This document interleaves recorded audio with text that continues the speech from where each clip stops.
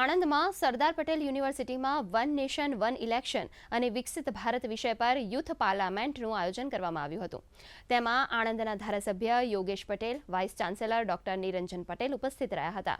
આ કાર્યક્રમમાં વિદ્યાર્થીઓને એક દેશ એક ચૂંટણી અંતર્ગત તમામ બાબતોની માહિતી આપવામાં આવી હતી.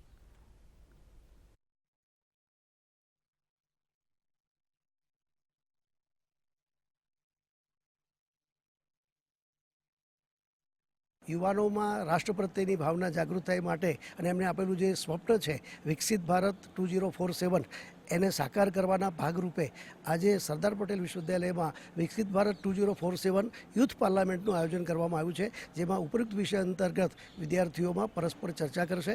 ઘણા બધા વિદ્યાર્થીઓ બહોળા પ્રમાણમાં ભાગ લીધો છે. આ કાર્યક્રમમાં આણંદના ધારાસભ્ય શ્રી યોગેશભાઈ પટેલ બાપજી પણ ઉપસ્થિત રહેવાના છે અને વિદ્યાર્થીઓ પણ ઉપસ્થિત રહેવાના છે. જે કોન્સેપ્ટ લઈને આવ્યા છે, જેનાથી આ દેશમાં જે ચૂંટણીઓ પાછળ ખર્ચો થાય છે, રકમો વપરાય છે, સમય બગડે છે, એની જગ્યાએ સમગ્ર દેશમાં બધી જ ચૂંટણીઓ એક સાથે થાય અને એના માટે પાર્લામેન્ટ યુવાનોની બનાવવી અને યુવાનો સુધી આ વાત પહોંચાડવી, એના માટે આજે યુથ પાર્લામેન્ટનું આયોજન કરેલ છે.